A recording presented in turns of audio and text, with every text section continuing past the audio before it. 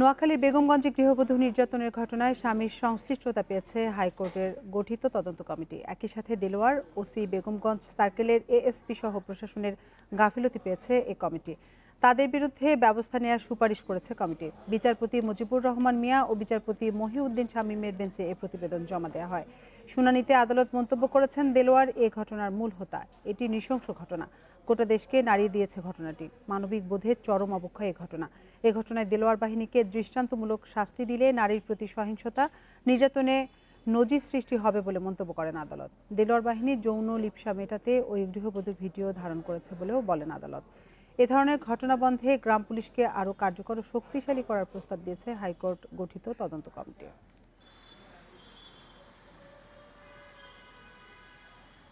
এ নিয়ে বিস্তারিত জানাতে নোয়াখালী থেকে আমাদের সাথে সরাসরি যুক্ত হয়েছেন সহকর্মী আবু নাসের মঞ্জু। মঞ্জু, তদন্ত কমিটির প্রতিবেদনে দেখা গেছে যে গৃহবধূ নির্যাতনের ঘটনায় স্বামীর সংশ্লিষ্টতা উঠে এসেছে। এছাড়া পুলিশের গাফিলতিরও একটা তথ্য উঠে এসেছে তাদের প্রতিবেদনে।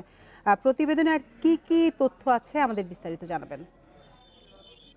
মূলত নোয়াখালীর বেগমগঞ্জ উপজেলার একলাশপুর ইউনিয়নের জয়কৃষ্ণপুর গ্রামে সেপ্টেম্বর মাসে কুপ্রস্তাবে রাজি না হয় ঘরে ঢুকে গৃহবধূকে বিবস্ত্র করে যে নির্মম নির্যাতনের ঘটনাটি ঘটেছিল, ওই ঘটনার এক বেশ কয়েকদিন পরে, প্রায় 1 মাস পরে, সামাজিক যোগাযোগ মাধ্যমে তখন যেই ভিডিও ধারণ করা হয়েছিল, দুর্বৃত্তরা যে ভিডিওটি ধারণ করেছিল তারাই ওই ভিডিও সামাজিক যোগাযোগ মাধ্যমে ছেড়ে দিলে এটি দেশব্যাপী আলোচনার ঝড় উঠে এবং এই ঘটনায় তখন প্রশাসন এবং আইন শৃঙ্খলা বাহিনী, গণমাধ্যম সবকিছু নড়ে চড়ে বসে।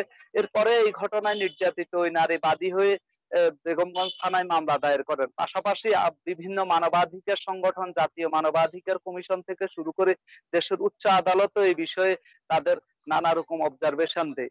সর্বশেষ হাইকোর্ট এই ঘটনায় একটি তদন্ত প্রতিবেদন দাখিলের জন্য বেগমগঞ্জের চৌমুহনী সরকারি সালেহ আহমেদ ডিগ্রি কলেজের অধ্যক্ষ এবং নোয়াখালী জেলার অতিরিক্ত জেলা প্রশাসক সার্বিক, পাশাপাশি জেলা সমাজসেবা কার্যালয়ের উপপরিচালককে সমন্বয়ে গঠিত 3 সদস্যের একটি কমিটি করে দেন এবং তাদেরকে এই ঘটনার পারিপার্শ্বিক পরিস্থিতি সবকিছু পর্যবেক্ষণ করে একটি প্রতিবেদন দাখিল করতে বলা হয়। তারা 25 তারিখে প্রতিবেদনটি দাখিল করলো। আজ এই বিষয়ে শুনানি হয়।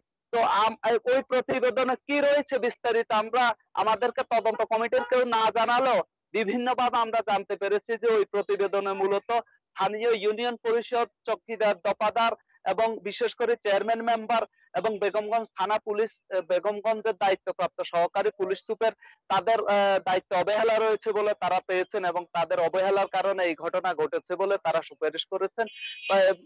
তারা প্রতিবেদন দিয়েছেন। পাশাপাশি যারা দায়িত্ব অবহেলা করেছেন তাদের বিরুদ্ধে আইনগত ব্যবস্থা গ্রহণের বিষয়ে তারা সুপারিশ করেছেন বলে আমরা জানতে পেরেছি।